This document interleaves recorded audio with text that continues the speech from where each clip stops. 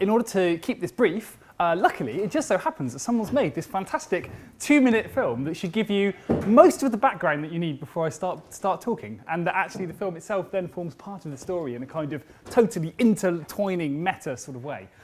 George Osborne is proposing to build 40 new gas-fired power stations, despite the government's own Committee on Climate Change saying this would technically be illegal because the resulting emissions would make it impossible to reach the UK's carbon reduction targets. Excellent. Energy companies have been lobbying for gas as they will make a killing. Over the last year, EDF made £1.7 billion profit while hiking their gas prices by 10.8%. A group of people who believed that building these power stations would be bad for everyone except the energy companies decided to do something about it.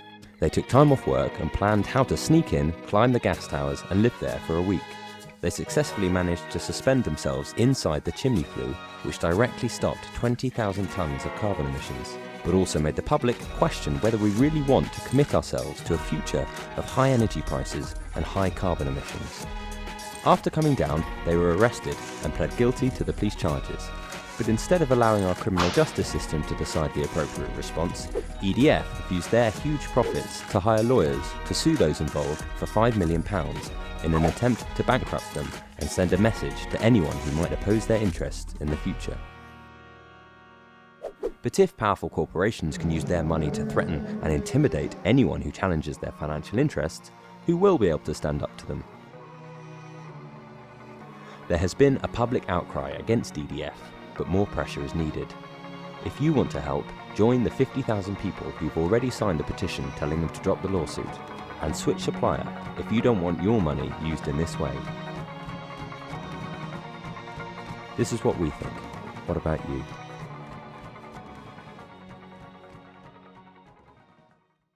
Earlier this year, we started to get legal letters from EDF, the corporation who owned the power station. And then it became clear, back at the end of January, that they were preparing to sue us for lost revenue for the time when we'd been up their chimney. And they were estimating that figure at somewhere around £5 million. Now, it just so happens that the 21 of us don't have £5 million between us. And so this was actually quite a scary threat to have hanging over us, because if EDF went through with this, took it to the courts and succeeded in getting us sued for this amount of money, it could mean, you know, we're essentially in hock to them forever, that those of us with homes could lose our homes, we might have to go bankrupt, we might have to pay them a part of our salaries for the rest of our lives, none of which we really want to do. But more importantly, for the bigger picture, it would be a massive deterrent to future protest. If anyone felt as if they trespassed on a power station, then they could be sued for millions of pounds. So we had a choice at that point. We thought we can either just stay quiet, hope this goes away, or hope that maybe they go to court and get permission for this, but they don't actually bother chasing us, you know, or we could try and fight back. And if we try and fight back, we could actually try and turn this around into an opportunity, make it massively backfire against them, turn it into a huge PR nightmare, get far more publicity for the issues we want to talk about, climate change and fuel poverty, and force them to drop the case. So we thought about it and we thought, we'd prefer that option. And anyone who's been keeping track of the case might know that, that we have today found out that we've actually succeeded.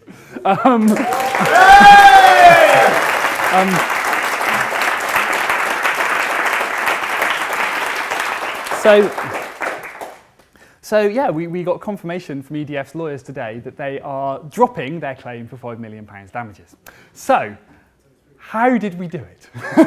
To be honest, still trying to figure that out ourselves. But certainly, in the very short time I have now, there's a few key things about this campaign that, for me, seem quite important in how we managed to get that success. And so one of those things was focus. We decided when we started to push this out there, and we did it through a mixture of sort of traditional mainstream media and also online media, social media platforms. We thought let's make sure that we're really focused on what our messages are here. And let's start by focusing on the things that are going to get the most people fired up about this. Because there's loads of stuff that's outrageous about this case and this situation. But we thought there's a few trigger things that are really going to get interest from the media and interest from the public. And we felt those things were, firstly, the issue of freedom to protest. Because that's something that a lot of people feel strongly about. Even if they don't do any protesting themselves, they feel proud to, as they like to see it, live in a country where these things are allowed.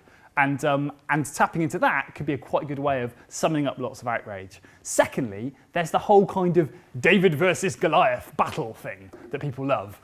Everyone loves an underdog, everyone hates a bully. And the fact that we have this massive, multi-billion-pound company attempting to sue a group of penniless protesters, but basically that setup is a very, very powerful story, especially because the £5 million that they claimed that we owed them represents 1 day of profits for EDF in the UK, or I believe about 2 hours of profits for EDF if you look at their global profits. So that's, that's the comparison that we were drawing on there. And thirdly, the whole issue of corporate power. People are really getting more and more uncomfortable about how powerful these big corporations are getting and the influence they have over our politics and over our democracy. So we thought these were the good hooks to go out there first and start kind of getting that media interest and being the main hooks for the story on social media. And that seemed to be really successful. And we did get a really good burst of media at the beginning. So once we were able to talk about the case, we were able to then get onto Channel 4 News and onto Radio 2 and into the Guardian and also onto BBC One Sunday Show. And all of that was really good for like ramping up the profile of the case.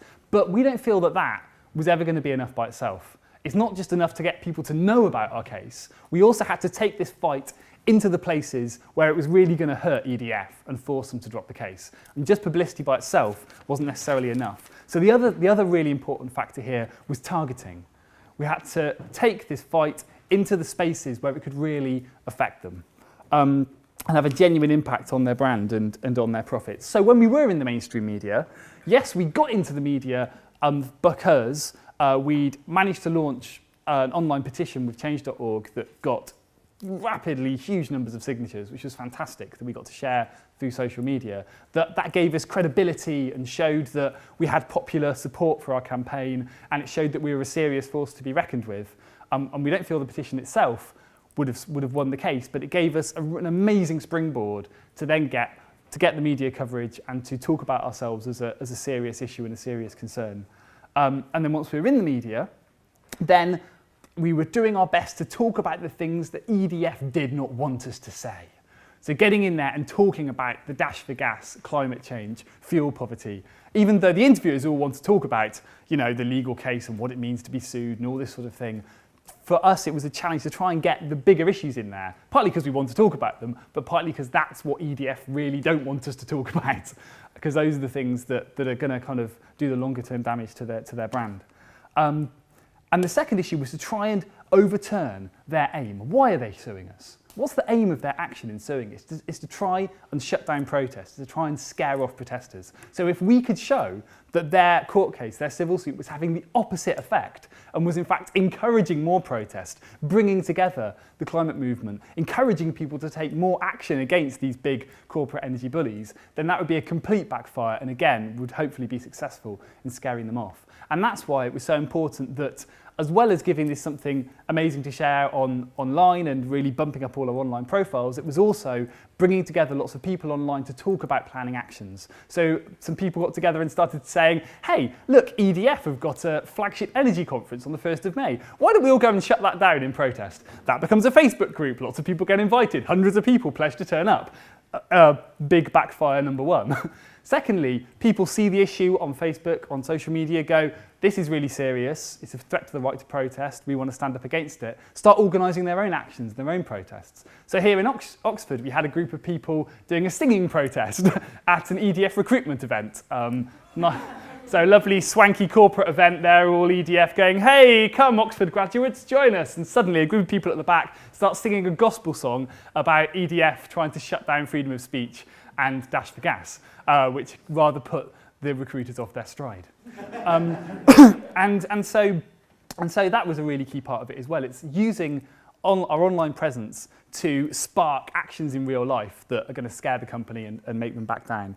And the final thing was that meant our online campaign could have power was because actually there is a way for a lot of people out there to take action against EDF in an individual way from their homes by switching away from EDF if they have if they purchase their energy from them. And this started happening spontaneously without us necessarily needing to put the issue out there. People started popping up and leaving messages on EDF's Facebook and Twitter and to us saying, we're disgusted by this, we're moving our accounts. And as soon as we saw that was happening, then again, some of our supporters went, brilliant, let's set up a website to make that even easier called EDF Off, where you can go and with a few little clicks, we'll do all the hard work for you, find you a renewable supplier instead, and show you how to change. So there were lots of interesting things that sparked off. And the final thing that, again, was about hitting them where it would actually have an effect on them was the incredible support that we got online with people going onto EDF's Facebook account and Twitter account and absolutely covering them and smothering them in messages of support for us and outrage against the company.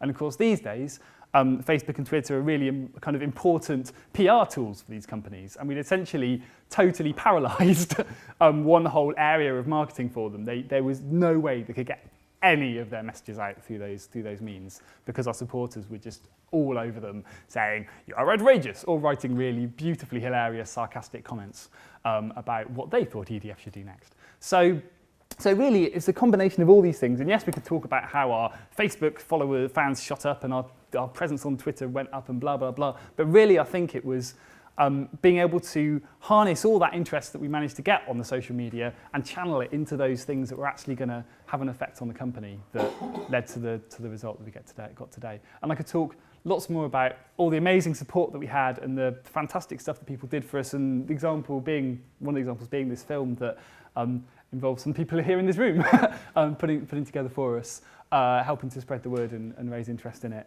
But I'm going to need to wrap up. So the final thing I wanted to say was to say that this case isn't over yet, unfortunately. We've managed to overthrow what was possibly the biggest threat to us, this £5 million damages claim. But however, the 21 of us are still facing criminal convictions for what we did, totally separate from EDF's attempt to sue us.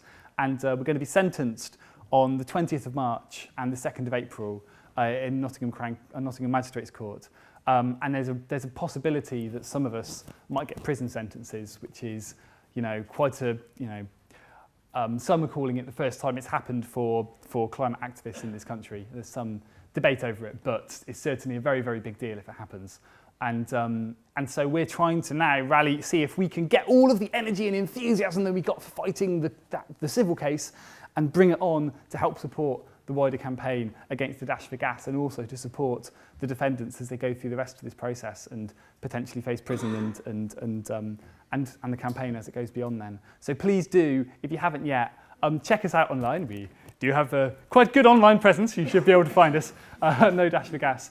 And if you're able to help to promote the solidarity events that are happening around the sentencing, or just help join in with the next wave of the campaign after that, we've got more tricks up our sleeve, then please do stay in touch. And I'll be around for drinks after this as well, if anyone wants to chat in more detail about any of this. Cool. You want to stay for dinner as well? Oh. Oh, thank you. That's very nice. Cool. All right. Thanks. I hope that's interesting. Cheers.